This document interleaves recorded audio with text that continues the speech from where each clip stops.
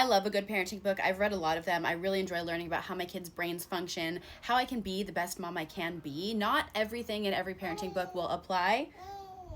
Yeah. Not everything in every parenting book that I read applies to me or my kids, but I just find them interesting. So here's a list of my favorite and books that I would recommend. Before I started getting into parenting books and like learning about all that kind of stuff, I was like, hey, I should probably recognize my triggers and my trauma so that I understand why I'm behaving the way that I am when it comes to my kids. So I read What Happened to You by Bruce Perry and Oprah Winfrey.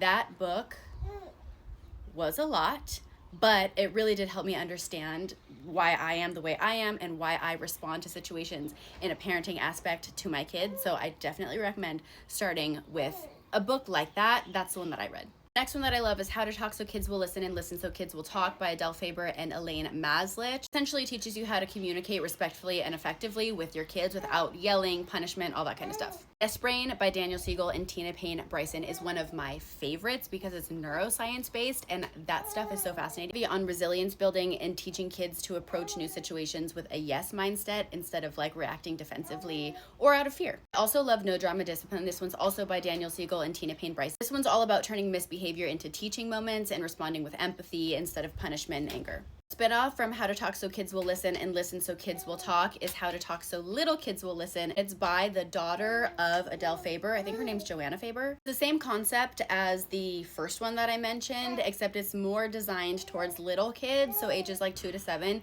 it's more of a practical guide. Siblings Without Rivalry by Adele Faber and Elaine Maslich is also a really good one, especially if you are pregnant or you're about to have another baby or you have kids that are in like the arguing phase. Those are some of my favorite that I've read, but if you have any that you love, leave them in the comments because I'm always looking to add to my TBR list.